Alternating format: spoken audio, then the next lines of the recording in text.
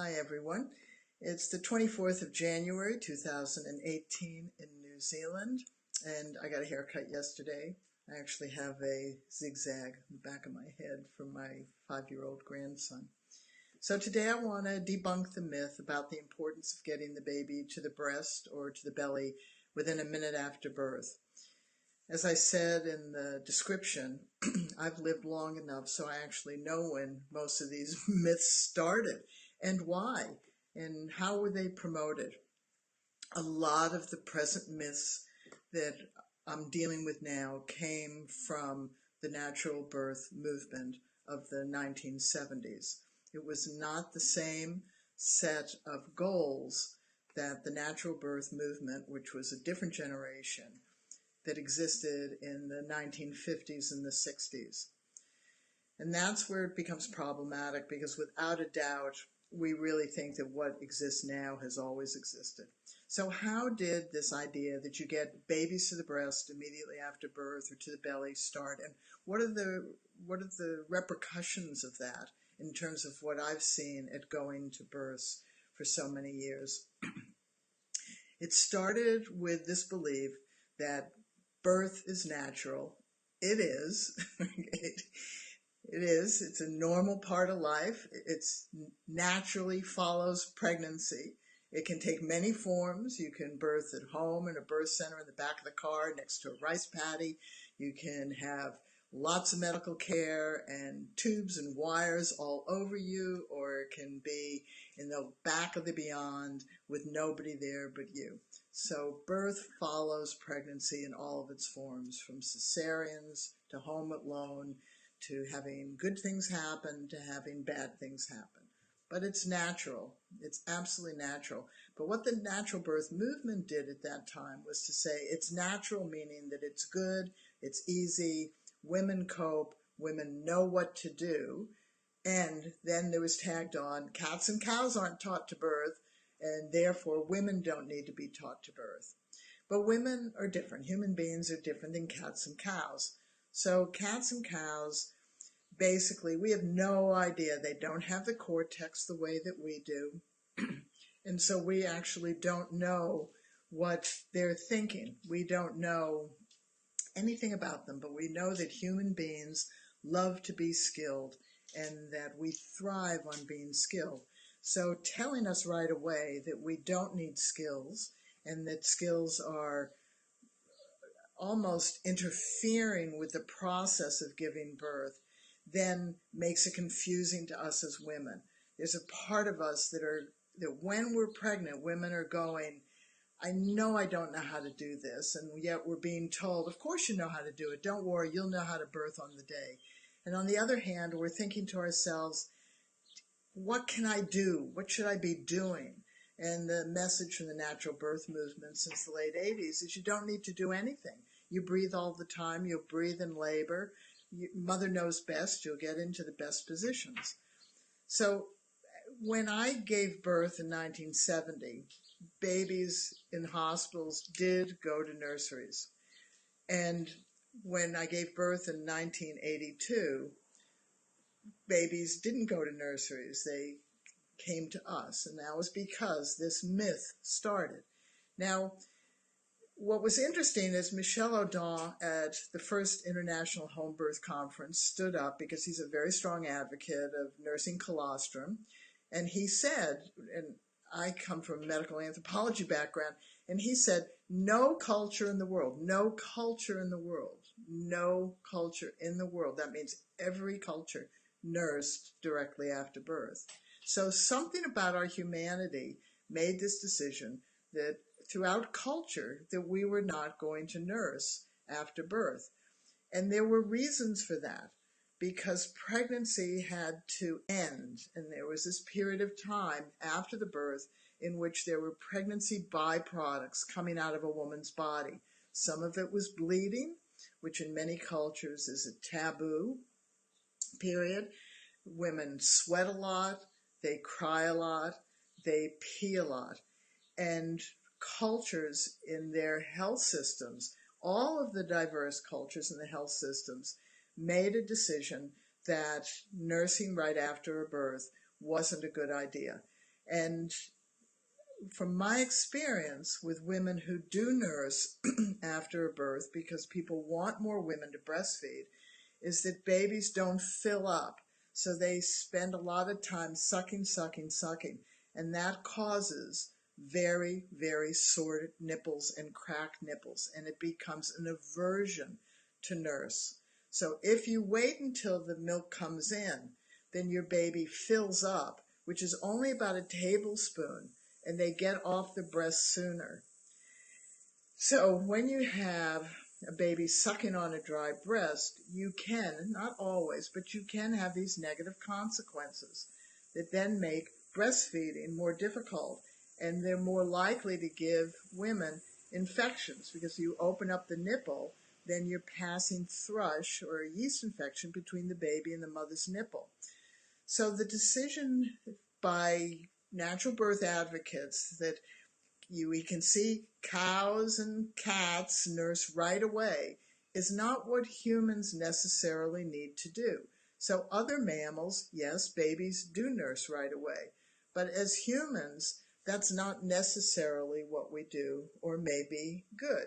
Yes, primates do as well. And it is important, if you don't nurse directly after birth, that your baby be hydrated, given fluids. They can, and that was part of the discussion, was that babies were taken away, put in a nursery, given a bottle, given sugar water or a formula, and breastfeeding advocates. And breastfeeding advocates were not the same as natural childbirth advocates. So they've now come together more, just as people who don't want to immunize, or people who want to homeschool, or people who believe that women shouldn't go out and work. A lot of things have come together as one thing, but they were never one thing. They were always different groups of people with different belief systems. So the breastfeeding group wanted more breastfeeding. They didn't want the formula. There are problems with formulas. A lot of kids are allergic to cow's milk. Formulas, it was basically cow's milk. It wasn't a formula. You saw babies that put on excessive weight. The sugar water had to do with people wanting to change into more natural foods. And the idea was that breastfeeding right after the birth would contract the uterus, which it does, and that it could stop a postpartum hemorrhage. And this is where ideas bump into applications.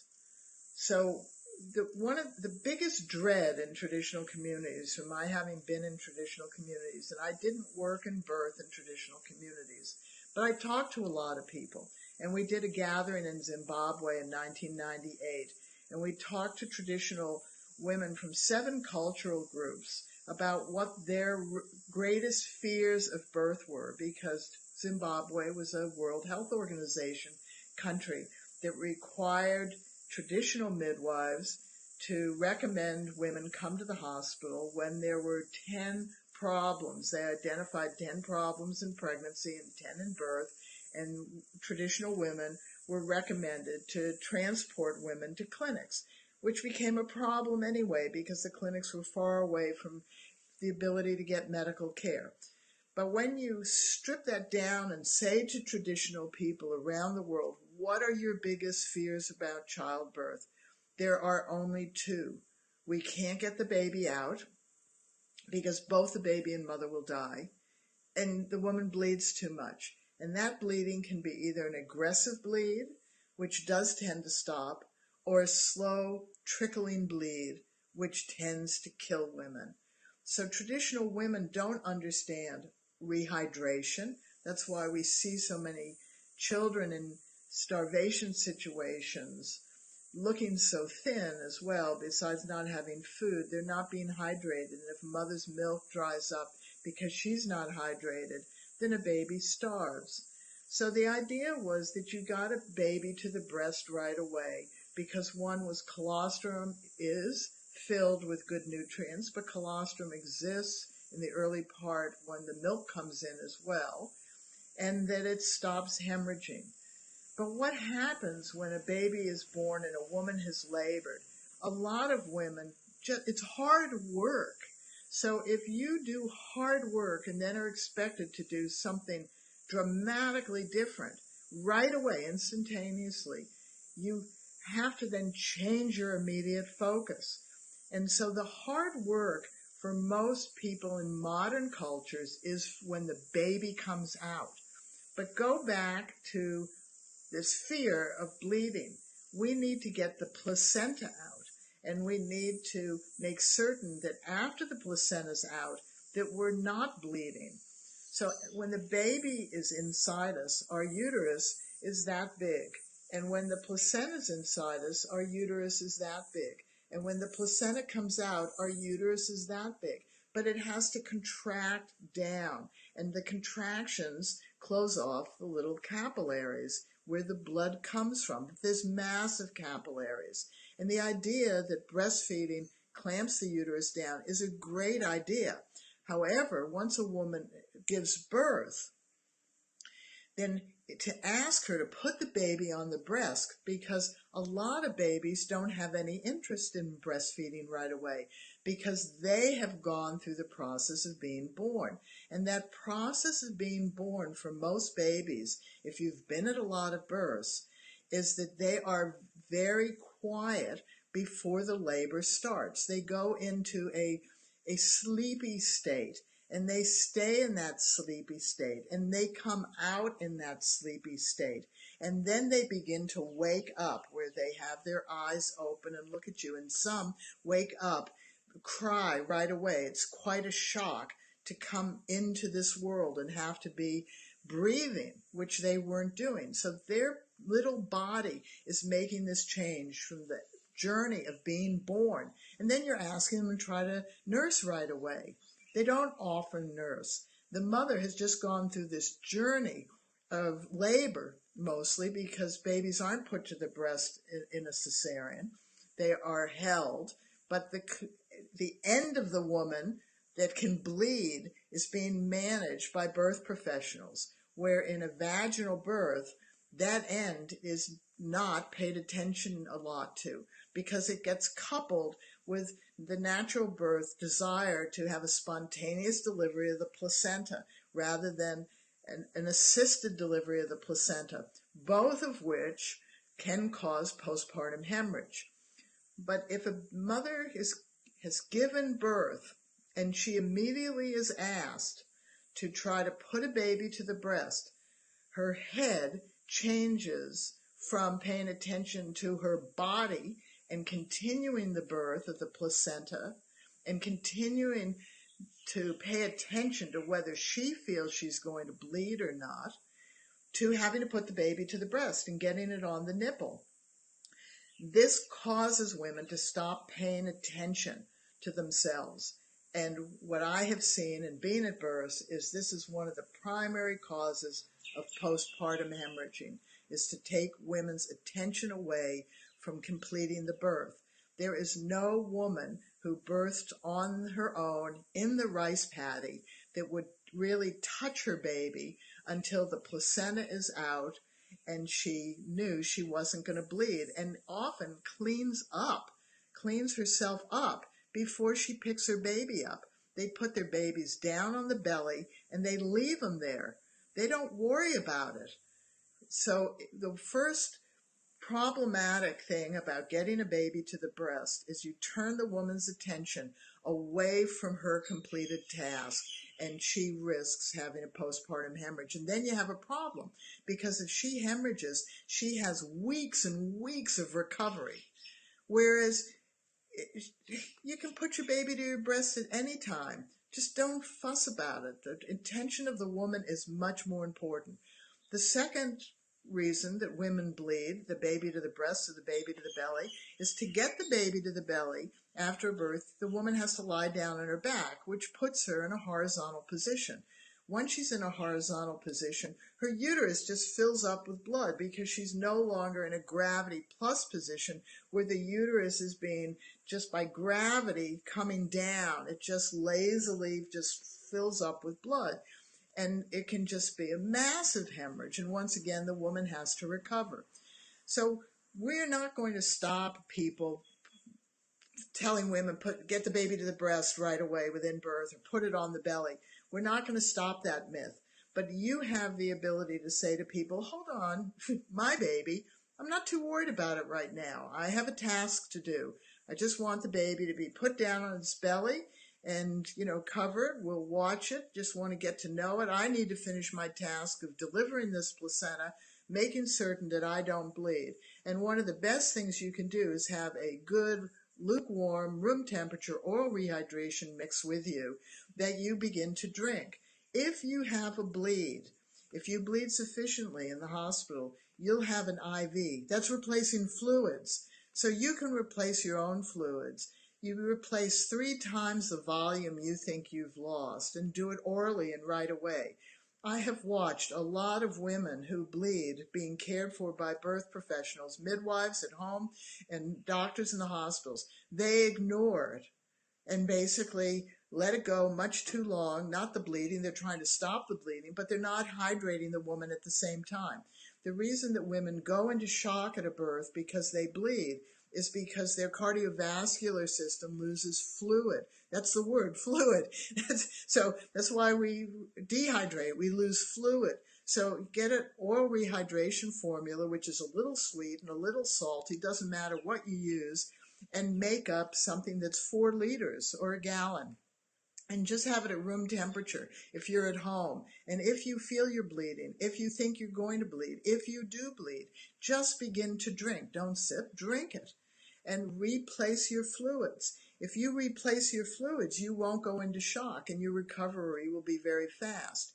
You'll have less red blood cells and you'll be anemic, but you won't be compromised. And that's the difference. So we all want to cuddle our babies. So how do we cuddle our babies after birth if we don't want to put the baby to a breast? First of all, finish the birth. Just finish the birth. Get the baby just flat down on its belly so it drains. They'll do whatever they're going to do. Care providers have their own beliefs. You can't change their beliefs, even in a birth plan. Just say to them, I want to finish birthing. I need to birth the placenta or this other baby placenta thing. And I need to just wait until I feel okay. You can also say to them, I want to clean up first. I want to go pee. I want to sit on the toilet. I want to take a shower or a sponge bath. I want to clean up. And then I will investigate my baby. I'm going to live with this baby the rest of our lives. I don't need to rush anything. Okay, if you feel like taking the baby up in your arms, take the baby up in your arms. But no, you need to finish the birth. If you just go, oh, cute, and close off from your belly down, you are more likely to have a postpartum hemorrhage and be surprised by what they're doing down there. So stay engaged in the birth. If you want your baby to be naked, on you being naked, go for it, but still finish the birth, finish giving birth, and then take time to delight in your baby. If you absolutely feel you need to nurse on a dry breast with colostrum, well, you're going to go ahead and do it. However, if you start to have sore nipples because your baby is sitting on the breast for a long time, then no, this one little voice out here is saying to you, stop it. Don't nurse till your milk comes in and give the baby something else. What's something else? Well, that you have to figure out. Different cultures do different things. We often give diluted raspberry tea, warm tea, or just warm water. It doesn't really matter. It's the fluids. The babies are sleepy for the first few days. They just need fluids to get the meconium out. And how do you get a fluid into a baby if it isn't nursing? There is no such thing really as nipple confusion. If you give something to a baby that's got nutrition in it, the baby will suck because they will smell that. But babies suck, so you can fill up your mouth and just put your mouth to their mouth and let a little dribble in while they suck on your lips if you'd like. Or you can give it to them in a teaspoon or in a bottle or on a rag that you drip it into. Or you can give it to a wet nurse. It doesn't matter. If your nipples start to get sore, take the baby off of the breast and give it something else until your milk comes in. And then your breast won't be sore because your baby will fill up. They only take a tablespoon or two. That's how tiny their tummies are at first. Their tummies grow fast and they take more and more. So that by 6 months, they're taking 8 ounces to 10 ounces. But a newborn baby, it's just a wee little tiny bit. So if you are pushed into putting the baby to the breast, you can say no. If you want the baby to the breast, just go for it. But please complete the birth. If you want the baby to your belly, just go to it. But please complete your birth. It is more important that you do not bleed. That's the thing. If you bleed because you were ideologically to putting the baby to the breast or putting the baby on your belly, you will have a much longer recovery. That's important to know. So how do you support Common Knowledge Trust and Birthing Better? Purchase the online resources. Each purchase proceeds go back to our charitable trust. Tell people, share these videos. Tell people they're on YouTube and debunking the myths. Start a conversation. Talk about the situations you have. Ask us questions. We are here to change the childbirth conversation, not because I want to change it. I don't have a political bone in my body about childbirth. Your baby's birth, what you do is your business. What I did at my birth, my business. And you don't care about my births. But I am passionate about us being skilled, and I have spent 45 years of my life passing on the skills that families developed with me in the early 1970s because they were so important. We learned how to prepare our body for birth. We learned how to birth our babies in every situation. We don't talk a lot about after the birth, but I have today. So I'll continue debunking the myth series, and then I'll start on the truths about childbirth. So see you later, and thank you very much for joining us today. Bye-bye.